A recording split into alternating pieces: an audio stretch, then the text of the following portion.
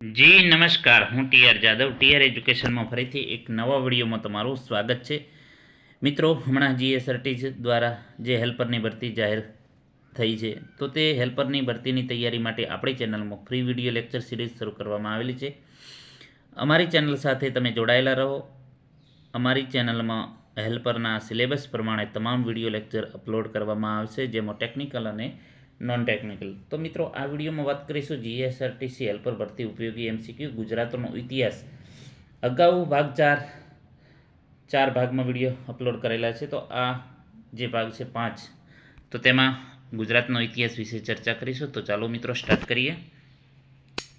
પ્રથમ નંબરનો પ્રશ્ન છે, સોલંકી વંશની સ્થાપના કોણે કરી હતી? તો મિત્રો, સોલંકી વંશની સ્થાપના મૂળરાજ સોલંકીએ કરી હતી. રાઈટ આન્સર છે મૂળરાજ સોલંકી.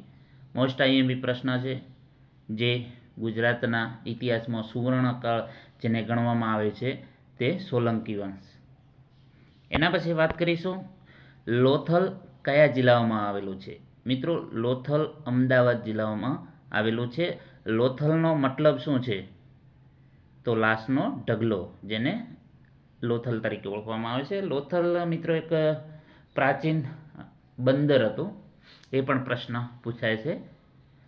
એના પછી વાત કરીશું, મૌર્યકાળમાં ગુજરાતનું પાટનગર કયું હતું?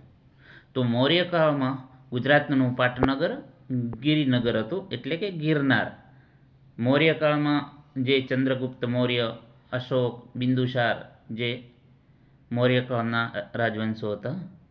એના પછી વાત કરીશું, રુદ્રદામાનો શિલાલેખ ક્યાં આવેલો છે?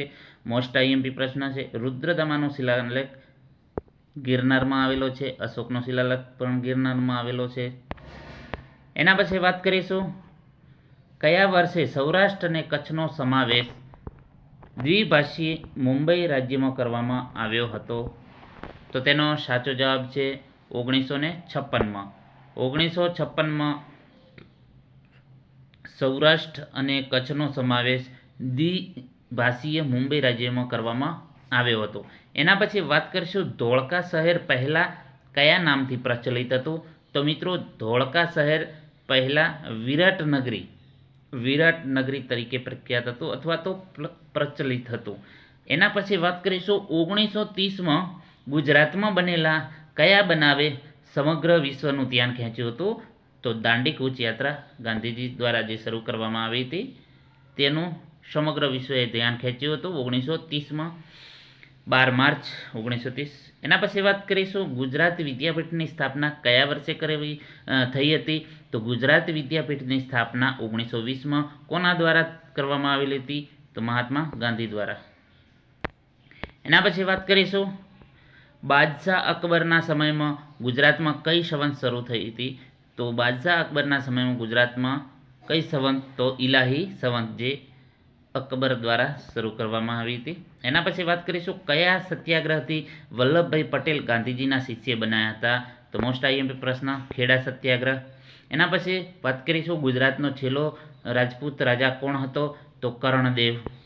એના પછી વાત કરીશું, આરજી હુકુમતની આગેવાની કોણે લીધી હતી? તો તેનો સાચો જવાબ છે રતુભાઈ અદાણીએ. મોસ્ટ આઈએમપી પ્રશ્ન છે.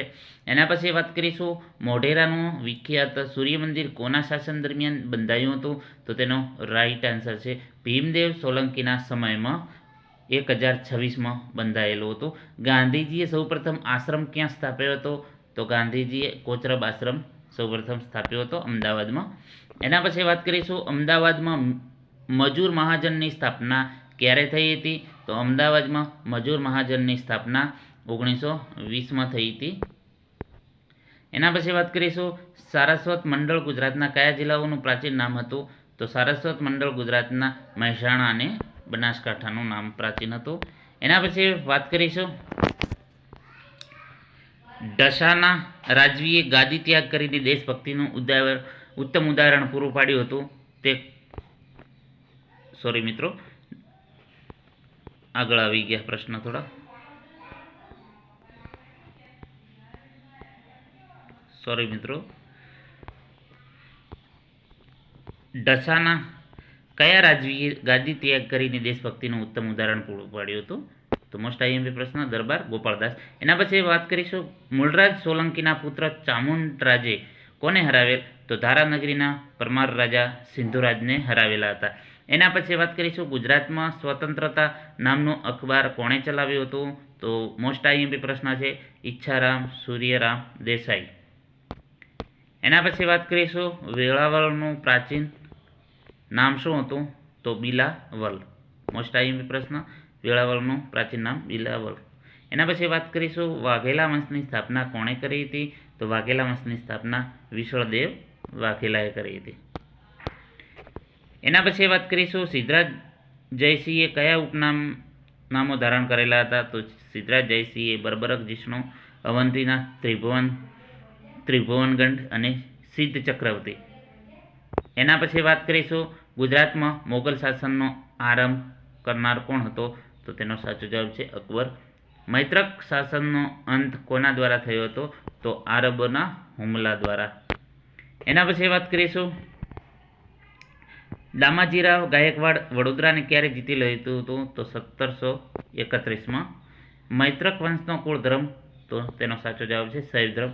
વાસ્કો દ ગામાને ભારત સુધી આવવાનો રસ્તો બતાવનાર ગુજરાતી નાવિક કોણ હતા? તો કાનજી માલવ. મોસ્ટ આઈએમપી જે કચ્છના હતા.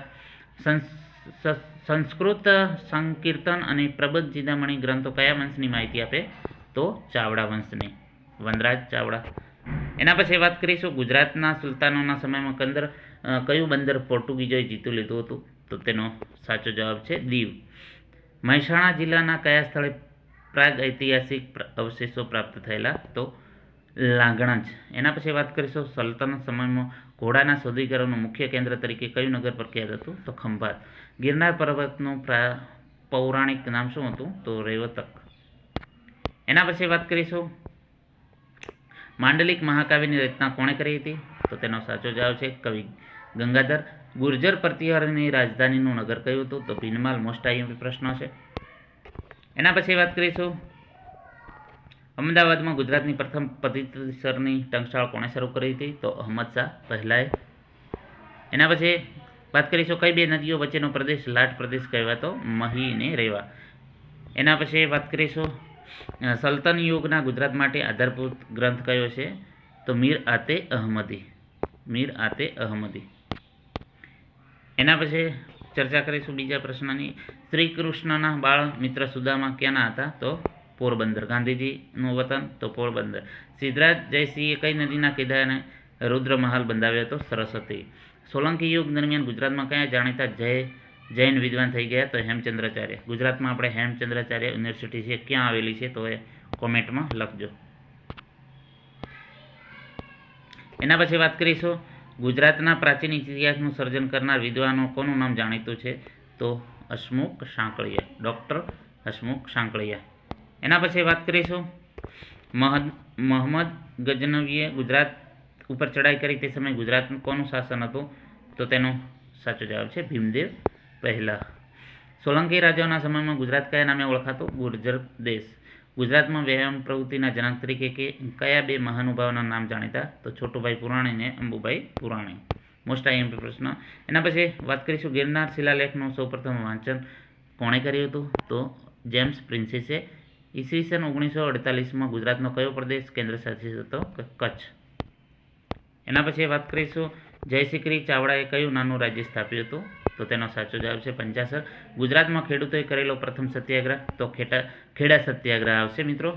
ગુજરાતના પૌરાણિક ઇતિહાસનો આરંભ કોના સમયથી? તો સરિયાથી. મોસ્ટ આઈએમપી પ્રશ્ન છે.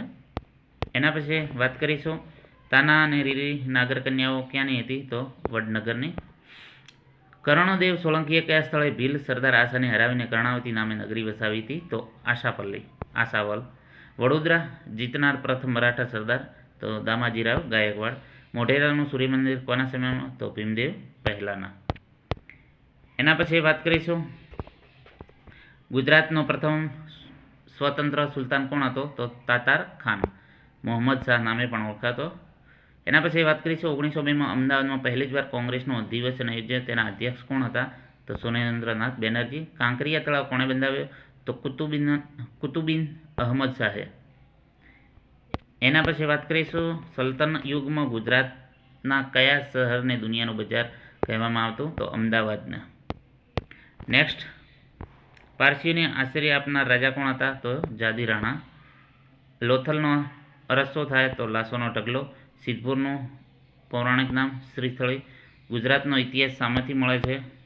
તો ગુજરાતનો ઇતિહાસ પ્રબંધ ચિંતામણી મીરા તે સિકંદરીમાંથી મળે. કર્ણદેવના કયા મંત્રીએ મુસ્લિમ આક્રમણખોરોને આમંત્રિત કર્યા હતા? તો માધવ મંત્રી. નર્મદા સર્વેદેનું પુરાણું એટલે કે પુરાણનું નામ શું હતું અથવા તો પૌરાણિક નામ? રેવા. એના પછી વાત કરીશું મિનલ દેવીએ બંધાવેલ મલાવ તલાવ ક્યાં આવેલું? તો ધોળકા. કયા ક્ષત્રપ રાજાના સિક્કા અને શિલાલેખ ગિરિનગર એટલે કે જૂનાગઢમાંથી મળેલા? તો રુદ્રદમન. તો મિત્રો, આ વિડીયોમાં મોસ્ટ આઈએમપી પ્રશ્નોની ચર્ચા કરી, 65 પ્રશ્નોની ચર્ચા કરી. જો વિડીયો પસંદ આવે તો લાઇક કરજો, શેર કરજો અને મિત્રો ચેનલને સબસ્ક્રાઈબ કરવાનું ના ભૂલતા, જેથી કરીને તમને કોઈ પણ નવો વિડીયો પણ અપલોડ થાય તો તેને તમને માહિતી સૌથી પહેલાં મળે. Thank you for watching this video.